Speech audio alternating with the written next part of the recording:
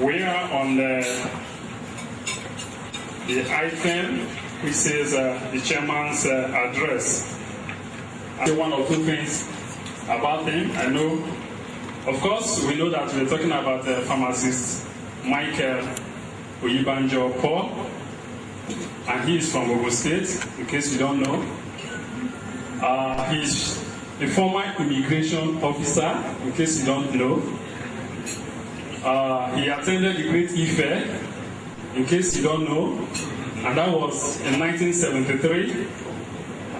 And in case you want to know about what it was like when you were a youth corps in Nigeria, you can ask him, because he was one of the pioneer set of the National Youth Service Corps. And as if that is not enough, in case you want to find out one or two things about some pharmaceutical industries in the country, I think you have a good knowledge of most of them. For example, me and Baker, 1976.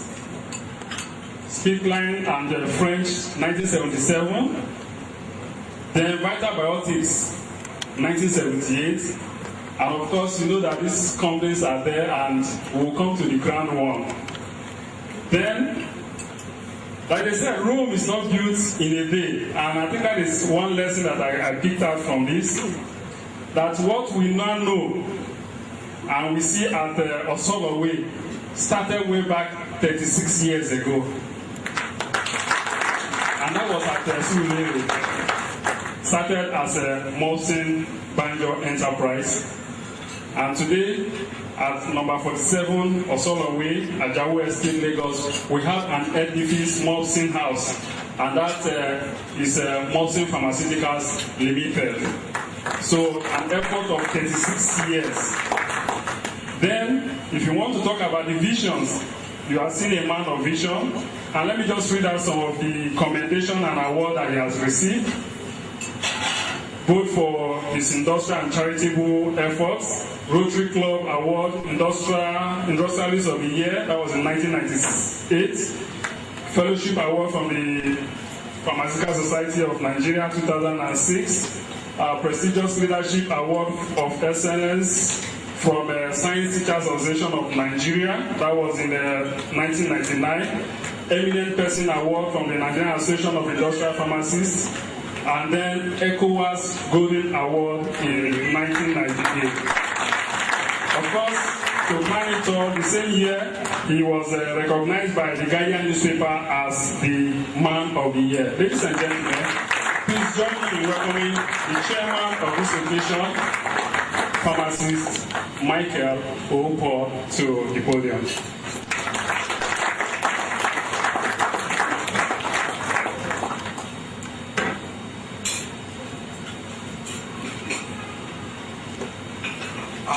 I want to start by saying glory to Jesus. Amen. I don't know Catholics here. Mary. You don't be afraid to say glory to Jesus. Mary. To everything that has been said about me, I give the glory to Jesus. Thank you very much. So, Mr. President, Mr. Balogun Ganiu, the registrar, Mr. Oduleye, and the speaker, Ipan, past president of the institute, fellows and members of the institute. I will, in fact, recognize somebody here who was my teacher, a professor emeritus, and not only a fellow emeritus, Professor Ipan.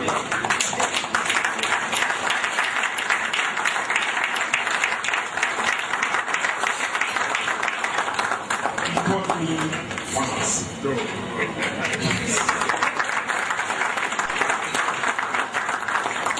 And of course, his wife. Many of you don't know much about the wife. But she was one time the matron of the youth.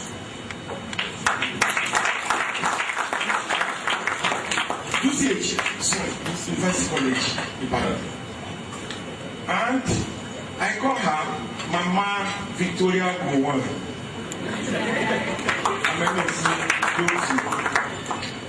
That was the matron that was there when Gowon was befriending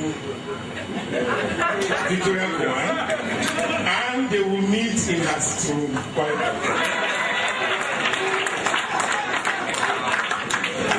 private laboratory. It was Lanfam Laboratories. Started by Professor.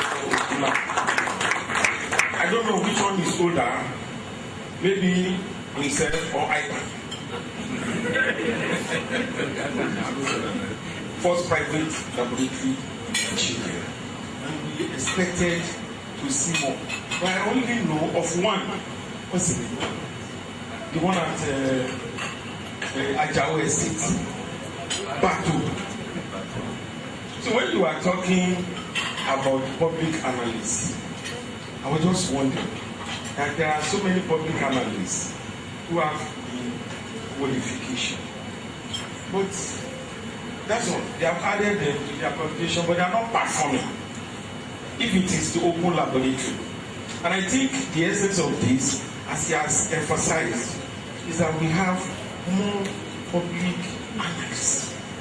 There have been controversial issues that will have been solved if this type of people exist. And therefore, now that you have got the certificate, what next? That's just. As an industrialist, we need you. You benefit. You benefit from your practice. Sometimes you have cases that industrialists will want to challenge. There will be no, even pre-registration. So if your practice is established, the industries will be we are ready to accept you. And I can tell you, since Professor Ogulan, I don't know, sometimes you don't know where to go. So, now if we say start and do the work, and at the same time you don't have the laboratory, so we might probably be saying what is impossible. Now we are trained the people. What would they do? I think there are two ways. If you have to be mobilized, you have to sacrifice, you need the premises. Maybe industries might be ready to upgrade their laboratories and be made open for inspection so that it can be certified as point of analysis. Another way, the universities certified. I don't know if there is any jet this way. Certified laboratories. Also, the institute will do very, very well. And if you do it, you will not lose. Everybody will acclaim if you can set up a national public analytical laboratory where any analyst can pay a token and analyze and work. If you do that, you will have completed the whole thing. That is, you have given them the yam and you have also given them the knife. Now it is left for them to cook and provide the pounded yam. Without a public laboratory. So it is not something that is impossible for you. But I know your problem is finance. Now you can raise the money. Now the country will benefit from this. And therefore, an appeal should be made to the Ministry of Health for the government to release funds to do such a thing. If they do it, the money is recoverable. It's not lost. So, this is what we do. Then my next question is, I look at the training, I've studied this thing. Before, my staff went for your, because we've been on with you from the one who came there to do public analysis. I know that you had a brochure, and I know they will study it within 1 week and then we come for the interview, and then they really test them. Most people from my office had the opportunities of having used so many instruments, which I have, you know, and they are able to cross. But now I see you have improved. Really, that you have P1, P2, and the course content. I haven't seen the course content, but I've seen the program, and I think it's quite adequate. First year analysis and all these things. In the second year, you have reporting and all these things, how to practice it. You understand? But my question and observation is, these people in analysis, there are two important things.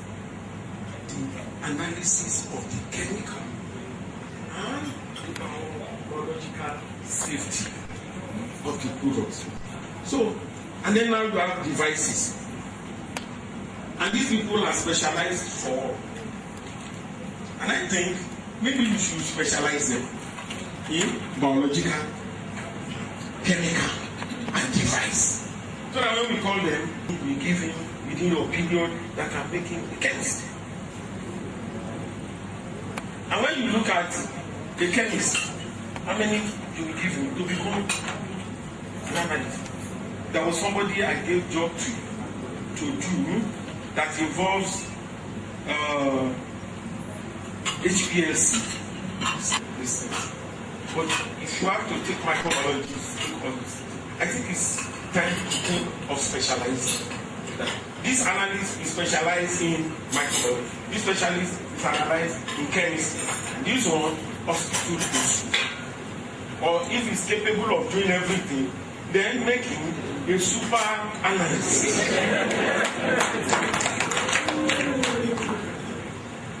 So that the job will be done, because we are competing with the rest of the world. The standard abroad is changing, ideas are changing, and areas are becoming wider. So, and we are developing, and standards are changing. Local materials being used are changing. So if the things are like that, then we need updating of this as you train your analysis, so that there will be no controversy. There will be no doubt that these people are really specialized in their area of formation. Then I'm thinking of, you are talking about your price, because we are the leadership.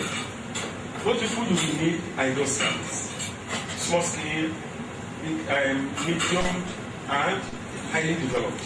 You understand? And most instances, you will be involved in controversial cases and regular cases. You understand? I would think there will be bulk operation. Like somebody starting a new industry and needs the service of a public analyst. He needs him to satisfy his product on a daily basis. So such charges should be different from simple cases. And I don't know if you have that type of way of charging. So that if you have that, the charges will not be the same and should be open to negotiation, whereby your society has fixed everything, right? It's just like some states. Let me mention Lagos State. So if there are people are here, they can go and tell them. Lagos State, if you pass wrong road, 50,000 naira. If you any mistake in Lagos, you will charge between 20 and 50,000. Now my question is, how many people have been brought to them to come and pay? Usually it's their men who collect, they harass the people and get money and nothing gets there. But if it had been something like 5,000, 3,000 naira, people will pay, even only for the time you will be wasting. You understand? So let it be open to a bit of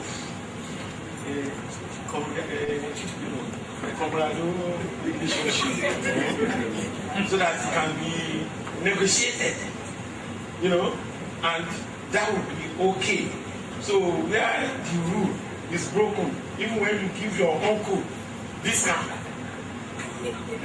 many of them will not be able to amend people. So I want you to relax that a little. Having said this, I thank all of you who have come, and the new graduates and the people to be Investiture. This is a prestigious position. Your services is well deserved, and the industry will cooperate with you, and more than any other, you have helped the nation. You have done something about fake, adulterated, and spurious drugs that are bound in our community. There is nothing that is an exception.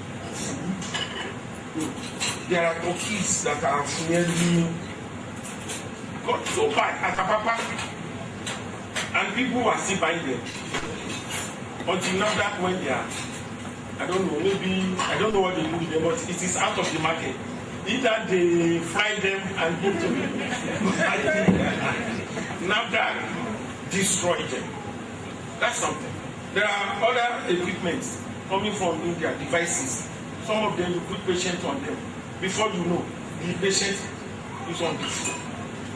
The materials used and everything is not good. And so, by this test, people will get the very best. And with the incorporation of your sister, because Nada and Ipan, their sisters, I always have problems with them. Sometimes they abuse them. So you don't fear on me. You take my sample and tested it for how many months before you release the result. If I have a public analyst, it will be in public. You should. This is an opportunity for people to challenge your results. Out of my 12 products, you tested none failed. I'm proud of that. So, and I'm proud of you too, because you have done more good than bad. And it's an organization that is growing, and by God's grace, all of you there will be retiring and be proud of the legacy you have. Thank you, ladies and gentlemen.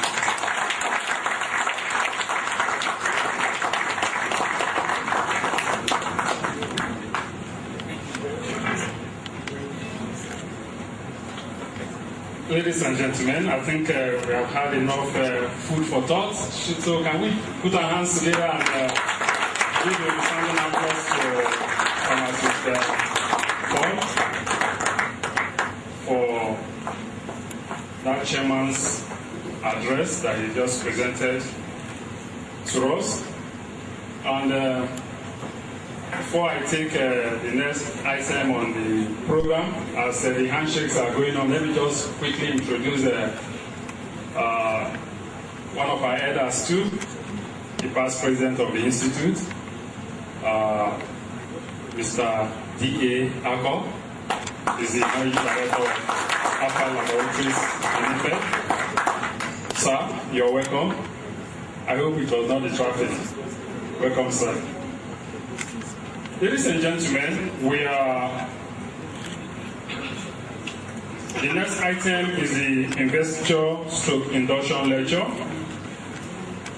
And just like I did for the chairman, I want to seek your permission to do it also in the PowerPoint format so that we can progress quickly. And so I want to present to us the guest speaker for this event. And I want you to know that even though he was born in Enugu, but he's from Cross River State. And in case you don't know, he attended Unibest. And I know that it's only people that attended that university that knows that's University of Benin. And it was President Shagari that said it was Unibest when he visited the university. He graduated with a BSc and Doctor of Optometry from the University of Benin, and is a fellow of the Nigerian College of Optometrists, and he specializes in primary care optometry. He belongs to a lot of professional bodies, and of course he has held many positions. He was the national treasurer of the Nigerian Optometric Association. He was the River State chapter chairman. He was the zonal chairman, and he became the national president for 2 terms. Of course, he has received a lot of awards. He was the African Optometric Leader of the year 2004. The African Council of Optometry named him as African Optometric Leader. Then the Nigerian Optometric Leader 2006. And then he's a role model of the year by the Lagos chapter.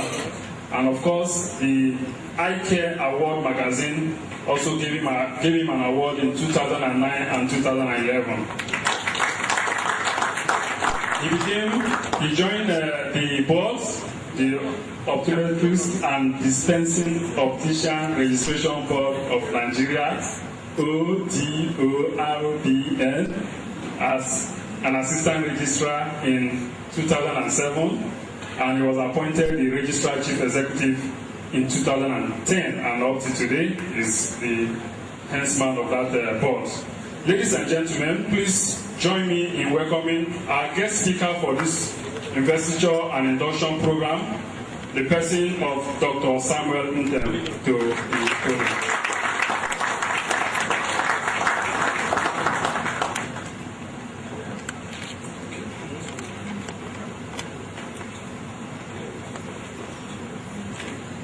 Chairman, sir, I like standing on the protocol. I prefer when people have set the protocol and then I come later to stand on the existing protocol. So may I please, sir, stand on the existing protocol?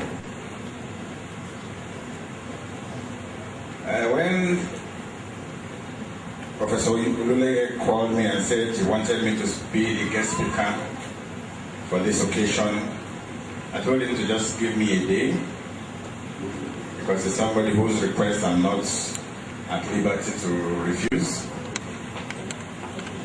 And the following day I called him back and said, okay, I think I'm free for that day. Whatever it is I had to shift, just like he said. And I'm happy to be here because what I have seen so far gives me the impression that this is a profession that is united,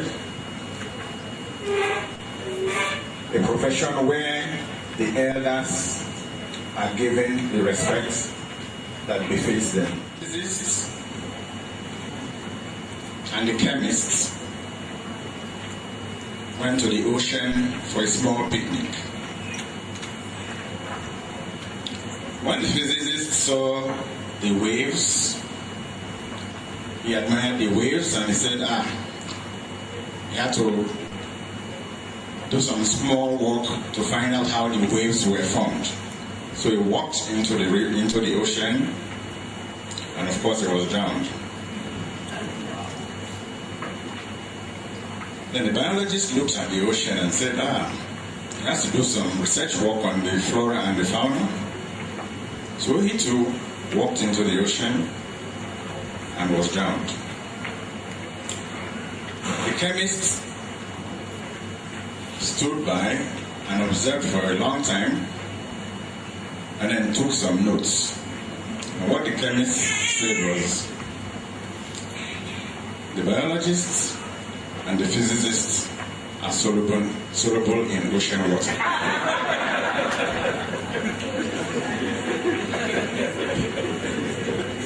I'll start my lecture with a quotation from Dr. Martin Luther King, Jr., where he said that if a man is called a street sweeper, he should sweep streets even as Michelangelo painted, or Beethoven composed music, or Shakespeare wrote poetry.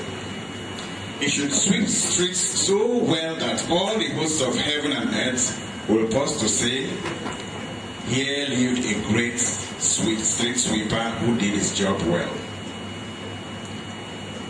That is what I expect of all of us as professionals.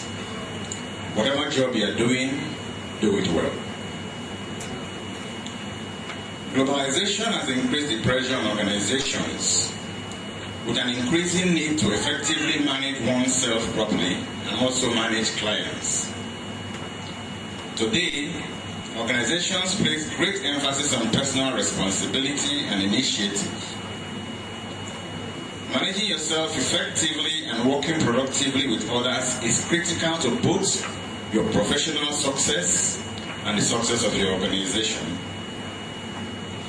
Striving for excellence involves developing not only technically, but also in the areas of communication, interpersonal relations, ethics, and more.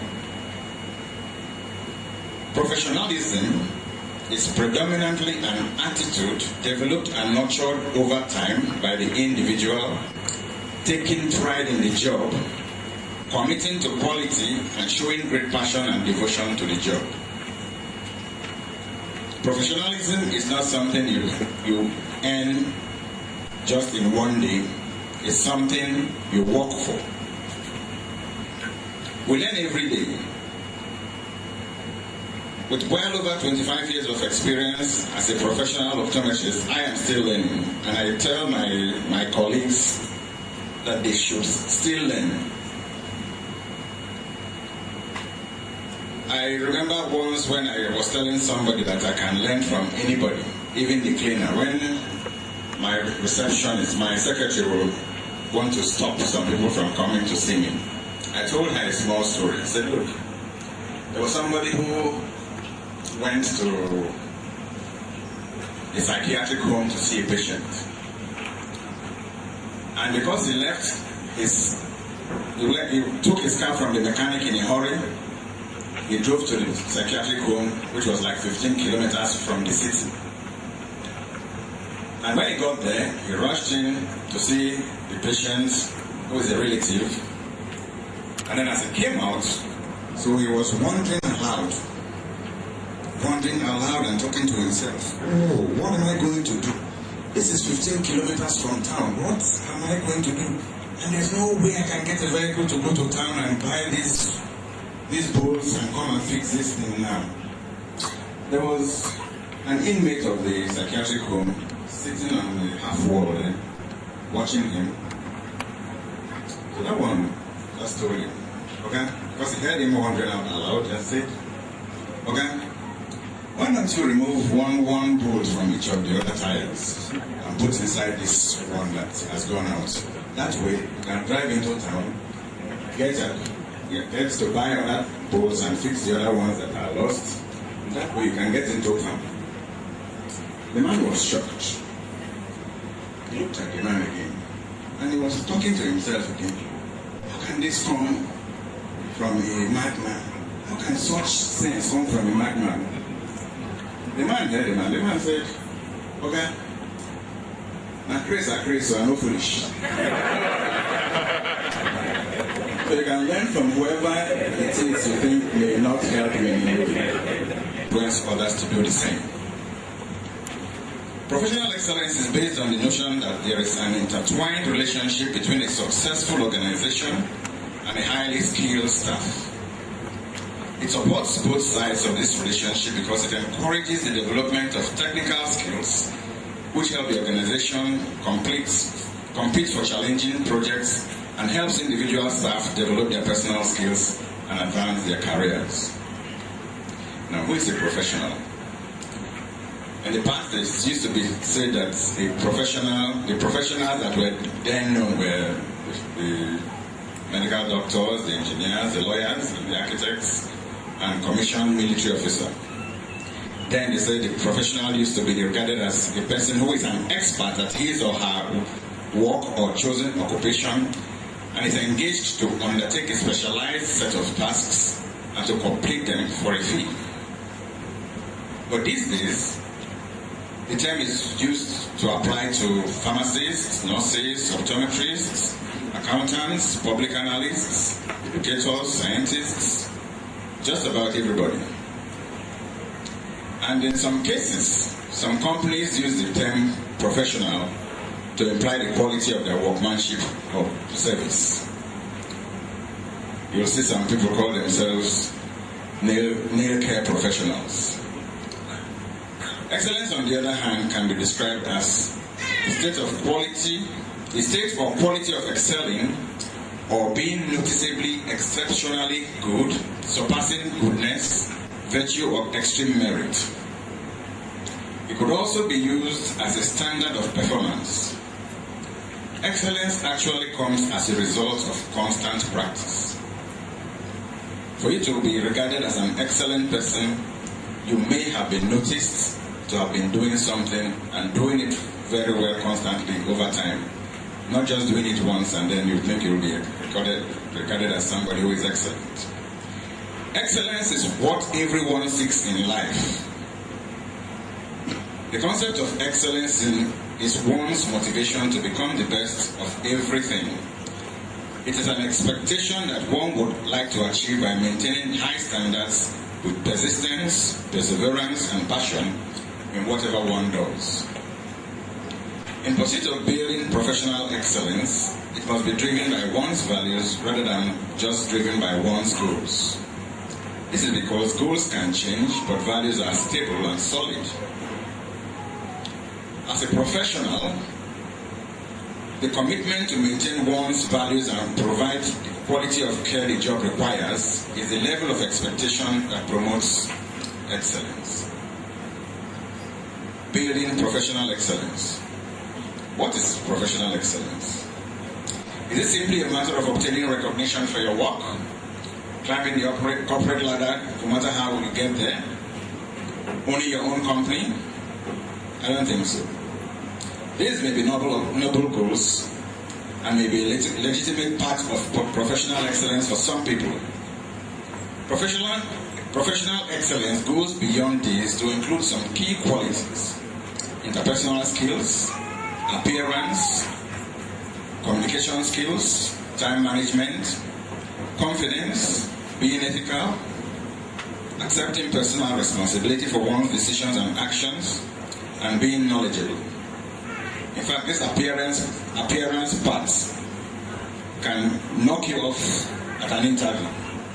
If you appear at an interview, the way you dress will just change the way the interviewers will look at you. And if you come to an office and the first person you meet, even if it's the gate man, and the person is shabbily dressed or smoking and drinking with his shirt wide open and all, it will create the wrong impression of the place the person is coming into. The list is not exhaustive, but should provide food for thought for us. In building professional excellence, some key elements have to be considered. A true professional is able to think independently, is open to criticism, exhibits commitment to the company or the agency, demonstrates passion for his work, is flexible, and is able to critically evaluate that data. It's also able to demonstrate leadership ability, and it tries to balance between work and personal life. He has a sense of responsibility to the greater community, and it demonstrates sensitivity and respect for others, irrespective of their race, age, or ethnicity, cultural background, gender, disability, social and economic status, or sexual orientation. He's also able to do work that is creative, and has concern for opportunities, written communication, and it protects the professional image. Some of the qualities: there should be need for you to produce high quality technical work. This is obvious, because nobody will want to do any work, to accept any work that is shoddy. And for a professional, the phrase is good enough. You want to do something, well, this is good enough. Well, this will do. These are not for the professional.